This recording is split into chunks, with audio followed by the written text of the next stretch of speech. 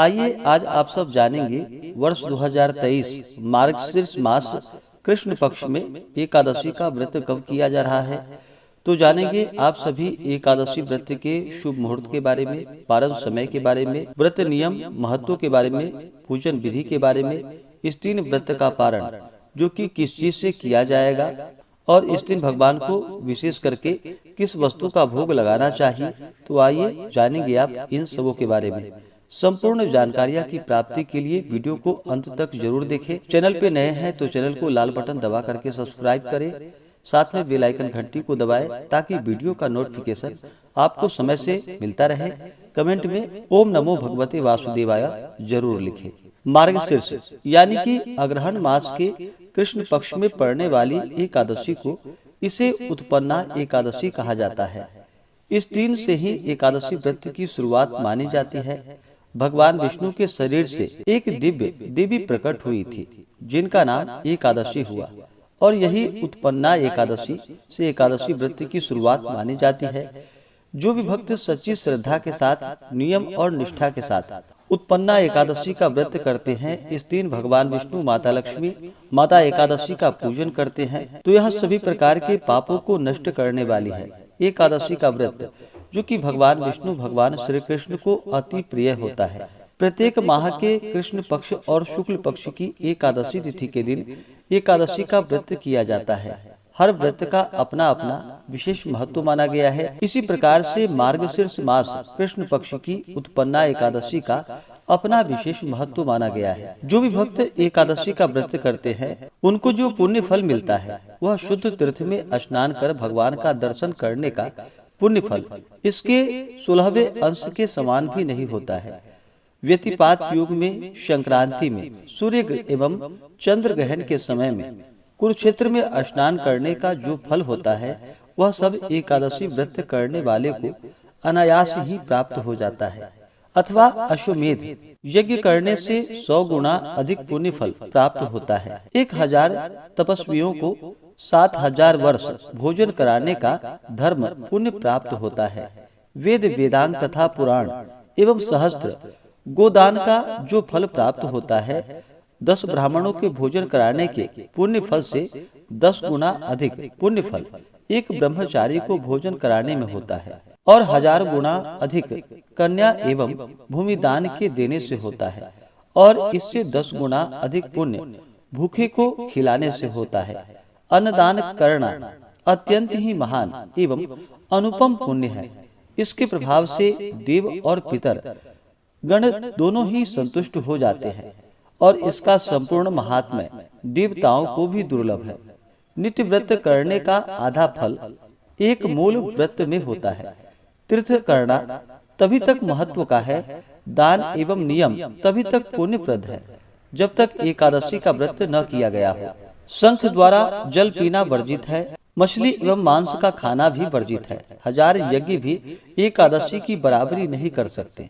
इस प्रकार से जो भी सच्ची श्रद्धा के साथ नियमों के साथ एकादशी का व्रत करते हैं, व्रत में नियमों का पालन करते हैं तो इस व्रत के प्रभाव से उनके सभी प्रकार के पापों का नाश होता है और जब व्यक्ति के पाप और ताप नष्ट होते हैं तभी उनके पुण्यों का उदय हो पाता है। उसके बाद ही सांसारिक सुखों की प्राप्ति हो पाती है। तो आइए जानते हैं मार्गशीर्ष मास उत्पन्ना एकादशी व्रत के शुभ मुहूर्त के बारे में। इस बार एकादशी को लेकर के अलग अलग पंचांगों का जो कि अलग अलग व्रत के बारे में बतलाया गया है। तो आप जानेंगे आज सनातन पंचांग और वाराणसी ऋषिकेश पंचांग के अनुसार जो एकादशी व्रत के लिए समय बतलाया गया है उसके अनुसार आप व्रत को धारण करें। एकादशी तिथि प्रारंभ समय 8 दिसंबर 2023 दिन शुक्रवार सुबह 5:08। यह समय सनातन पंचांग के अनुसार है और वाराणसी ऋषिकेश पंचांग के अनुसार एकादशी तिथि की शुरुआत जो कि 8 दिसंबर को तड़के जो कि 2:51 से एकादशी तिथि शुरू है और एकादशी तिथि की समाप्ति 9 दिसंबर 2023 दिन शनिवार सुबह 6:32। यह समय सनातन पंचांग के अनुसार है और वाराणसी ऋषिकेश पंचांग के अनुसार 9 दिसंबर 2023 की सुबह जो कि 4:17 पे एकादशी तिथि की समाप्ति है और द्वादशी तिथि की जो समाप्ति है वह 10 दिसंबर 2023 दिन रविवार सुबह 7:14। यह समय सनातन पंचांग के अनुसार है और वाराणसी ऋषिकेश पंचांग के अनुसार द्वादशी तिथि समाप्त 10 दिसंबर 2023 जो कि सुबह 5:16 पे है। तो जो भी वाराणसी ऋषिकेश पंचांग को मानने वाले हैं, इसके अनुसार अगर आप व्रत धारण करते हैं तो गृहस्थों के लिए या वैष्णवों के लिए दोनों के लिए एक ही दिन जो कि 8 दिसंबर को व्रत बतलाया गया है, व्रत सर्वेशाम बतलाया गया है। वाराणसी ऋषिकेश पंचांग के अनुसार जो भी व्रत धारण करेंगे वो सभी 8 दिसंबर 2023 दिन शुक्रवार को व्रत धारण करेंगे। और सनातन पंचांग के अनुसार जो व्रत को मानने वाले हैं गृहस्थों के लिए जो कि 8 दिसंबर 2023 दिन शुक्रवार को व्रत बतलाया गया है और 9 दिसंबर को वैष्णवों के लिए व्रत बतलाया गया है। एकादशी व्रत का जो पारण किया जाता है वह पारण हरिवासर समाप्त होने के बाद किया जाता है। हरिवासर का समय द्वादशी तिथि का पहला चौथाई का हिस्सा वह समय हरिवासर का होता है। इसके समाप्ति के बाद व्रत का पारण करना चाहिए। तो जो भी 8 दिसंबर को व्रत धारण करेंगे वो सभी 9 दिसंबर को व्रत का पारण यानी कि शनिवार के दिन दोपहर 1:15 से दोपहर 3:20 तक व्रत का पारण किया जाएगा। और जो भी सनातन पंचांग के अनुसार 9 दिसंबर को व्रत धारण करते हैं तो 10 दिसंबर को इस व्रत का पारण किया जाएगा। पारण का समय सुबह 7 बजे से लेकर के सुबह 7:14 तक व्रत का पारण जो कि 10 दिसंबर को किया जाएगा। अगर आप वाराणसी पंचांग के अनुसार मानते हैं तो आप 8 दिसंबर को ही गृहस्थ या वैष्णव लोग जो भी आप इसी दिन सभी व्रत को धारण करेंगे, नहीं तो आप सनातन पंचांग के अनुसार व्रत को करते हैं तो 8 दिसंबर को गृहस्थों के लिए और 9 दिसंबर को वैष्णवों के लिए व्रत धारण करेंगे।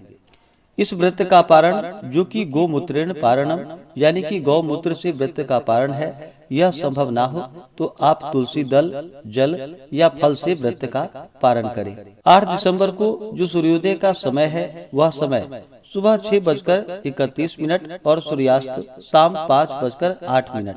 राहु काल का जो समय होगा 8 दिसंबर को वह सुबह 10:30 से सुबह 11:49 तक होगा और 9 दिसंबर को राहु काल का समय सुबह 9:10 से सुबह 10:31 तक होगा। राहु काल समय के दौरान कोई भी शुभ कार्य या नया कार्य नहीं करना चाहिए, पूजन आदि का कार्य नहीं करना चाहिए, इस बात का ध्यान रखें। 8 दिसंबर को ब्रह्म मुहूर्त का समय जो होगा वह समय सुबह 4:51 से सुबह 5:43 तक होगा। योग जो कि सौभाग्य योग रात्रि 12:05 तक होगा। उसके बाद शोभन योग नक्षत्र जो कि हस्त नक्षत्र सुबह 8:54 तक होगा। उसके बाद चित्रा नक्षत्र 9 दिसंबर को द्विपुष्कर योग बन रहा है जो कि सुबह 6:35 से सुबह 10:43 तक होगा। सर्वार सिद्धि योग भी बन रहा है जो कि सुबह 10:43 से अगले दिन सुबह 6:35 तक होगा। तो जो भी उत्पन्ना एकादशी का व्रत करने वाले हैं उन्हें चाहिए इस व्रत के लिए जो कि दशमी के दिन से ही व्रत में नियमों का पालन करना चाहिए। दशमी तिथि के दिन सूर्यास्त होने से पहले ही भोजन ग्रहण कर लेनी चाहिए। भोजन में जो कि शुद्ध और सात्विक आहार ग्रहण करनी चाहिए। सूर्यास्त के बाद अपने दांतों को अच्छे तरह से साफ कर लेनी चाहिए। इसके बाद भोजन ग्रहण नहीं करना चाहिए। और दूसरे दिन यानी कि एकादशी की सुबह ब्रह्म मुहूर्त में उठ करके नित्य क्रियाओं से निवृत्त होकर के इस दिन सर्वप्रथम मृतिका स्नान करनी चाहिए, अर्थात मिट्टी का चंदन इन मंत्रों के द्वारा लगानी चाहिए। अश्व क्रांते रथ क्रांते विष्णु क्रांते वसुंधरे उदधृतासी वराहिर्ना कृष्णेन शतबाहुना मृतिके हर मे पापम जन्मया पूर्व संचितम त्वया हतेन पापेन गच्छामि परमाम गतिम। इस प्रकार से मिट्टी लगा करके तत्पश्चात उसके बाद जो कि स्नान करनी चाहिए। स्नान में आप गंगा नदी में तीर्थों में स्नान कर सकते हैं।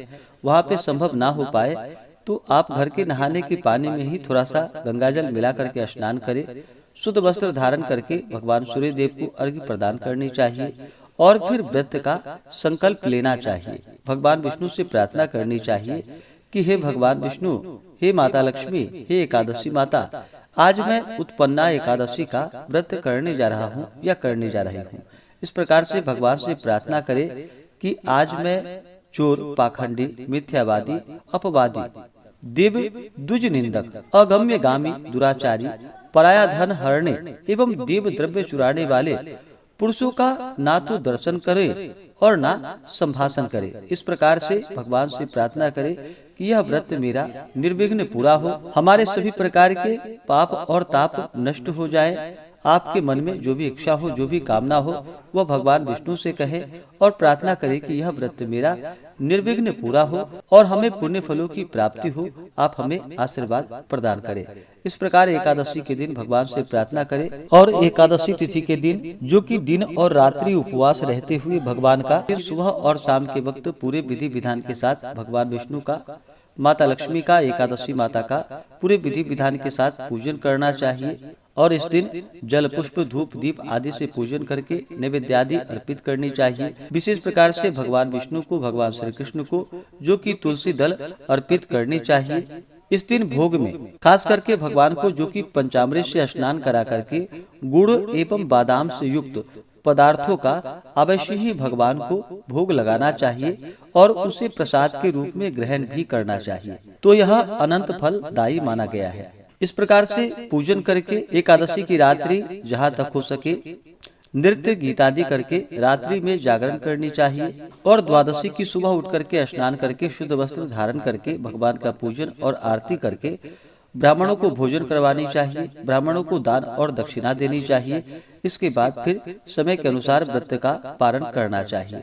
इस प्रकार व्रत को धारण करने से भगवान विष्णु अपने भक्तों पर अति प्रसन्न होते हैं, अपने भक्तों के सभी प्रकार के पापों को नष्ट कर देते हैं और सुख समृद्धि का आशीर्वाद प्रदान करते हैं और अंत में भगवान विष्णु के धाम की प्राप्ति होती है। ऐसे ही ज्ञानवर्धक जानकारियाँ प्राप्त करने के लिए चैनल पे अगर आप नए हैं तो चैनल को लाल बटन दबा करके सब्सक्राइब करें, साथ में बेल आइकन घंटी को दबाएं ताकि वीडियो का नोटिफिकेशन आपको समय से मिलता रहे।